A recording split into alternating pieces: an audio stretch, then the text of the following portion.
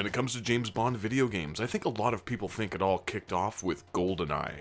I can't really blame you if you do, since there was a bit of a Bond movie drought in the early 90s, when video games were really starting to pick up steam commercially. There have been playable 007 adventures since the inception of home gaming, more or less. So many, in fact, that the Duel is the 12th. That's right, 12th James Bond game. That is, if we're counting the reworked point-and-click adventure entitled Operation Stealth, and the couple console variations of James Bond Jr. This one was developed by Kremlin, and was the final 007 game released by Domark over here.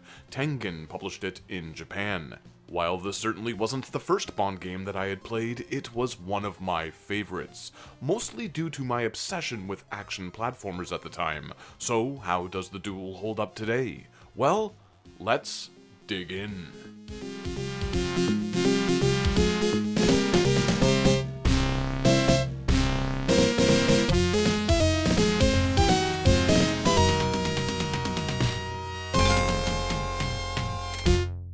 Firstly, this 1993 release stars Timothy Dalton, or his likeness rather, so that's an automatic A+ from me. As I mentioned at the top of this review, the franchise was in a bit of a drought at the time of this game's release, so 007 flicks weren't being made when this thing dropped. Dalton was still the Bond at the time, according to the public. He was the last actor to portray the character in The Living Daylights and License to Kill, so it's fitting that he's in this game. Right off the bat, the player is pistol whipped in the face with Matt Furness's loud, energetic take on the Bond theme. Oh yeah, baby, this sets the mood. Plus, look at all that colorful makeup Dalton is wearing. Sexy, sexy. And now you're ready for a night on the town. After a really nice looking map screen, Bond blasts onto the scene wearing his Connery-era rocket pack.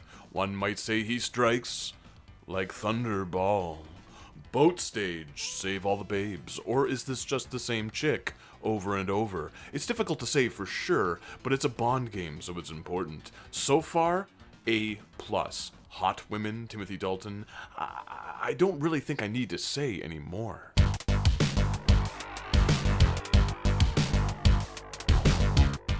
Jaws, Baron Samedi, Mayday. It's Mayday. The sprites are small yet detailed. All of the characters are easily identifiable and colorful. That goes for the entire game as a whole.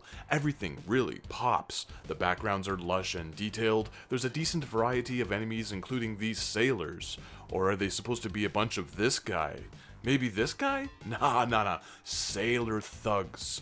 It's on a boat. Regardless, the animations look really good, though the gameplay can be a tad too touchy.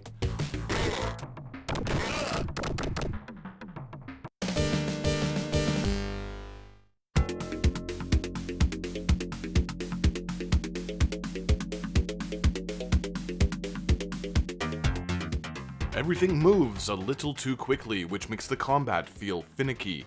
It's clear that the developers were going for that Sega arcade style. They were going for something like E-SWAT or Rolling Thunder, but the Duel lacks the tightness and finesse of those classics. There are some really interesting details, specifically when it comes to the tiny Dalton on screen, who swaps his firearm between hands depending on which direction he's facing. I also like how he can maneuver himself into cover to avoid enemy fire, complete with that classic 007 pose when he does so. It's all great stuff, but again, the speed is going to take some time to get used to. At first I thought I had purchased the game from another region. It's that quick.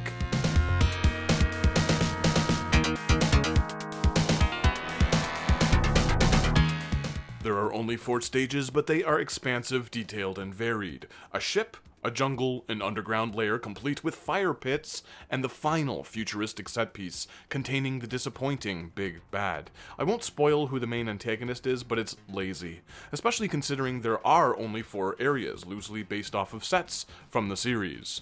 Basically, the objective is to save the women, find the bomb, and escape before the timer runs out.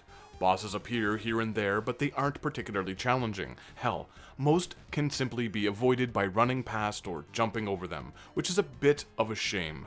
The stages might be large, but they can get quite repetitive. One of the more irritating sequences involves a series of lifts in the third area. They aren't programmed particularly well. Basically, you'll be waiting around a while for them to reappear.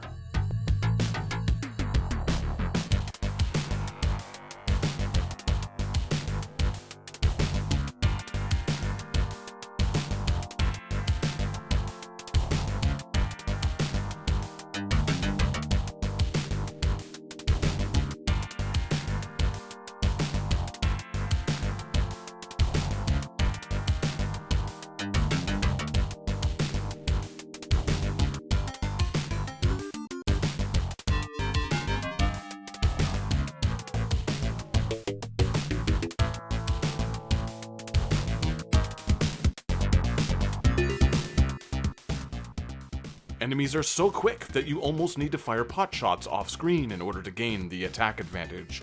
The game's biggest detriment is the speed. Yeah, I keep saying that, but it is predominant throughout, and something that will turn a lot of people off.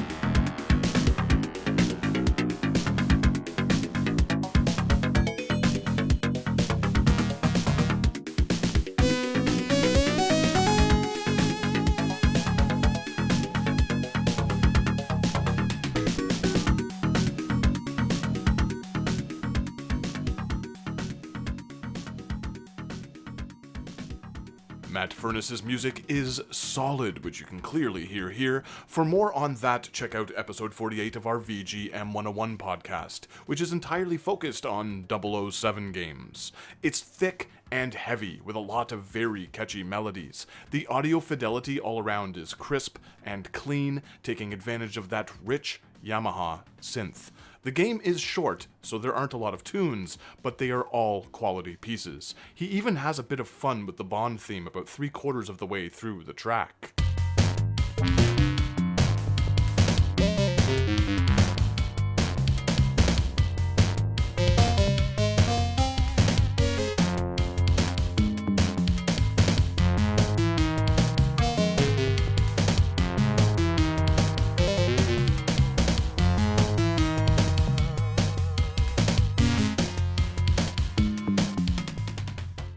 Overall, James Bond: The Duel is pretty fun. It might not be the best action platform game on the market, but it's a solid way to waste a bit of time. Personally, I enjoy it quite a bit. At the time of this review, it's also pretty damn cheap, so if you're a fan of fast-paced action games, I'd suggest giving it a shot. The Duel. It's colorful, quick, and features the most underrated Bond.